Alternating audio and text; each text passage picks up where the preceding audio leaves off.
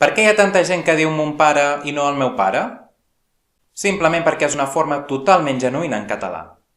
Els possessius àtons, que és com s'anomenen aquest tipus de possessius, s'utilitzen amb els membres de la família. També podem dir els possessius tònics com el seu germà en lloc de son germà, però és la forma més natural en català.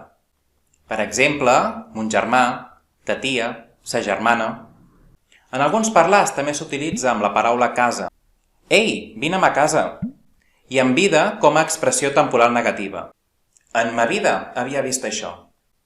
Fixem-nos, però, que les formes normatives en plural són mus, mes, tus, tes, sus, ses. Tot i que en alguns parlars també podem sentir les formes muns, tuns i suns. I tu, quins possessius fas servir? Els àtons o els tònics quan parles amb la família? Escriu als comentaris.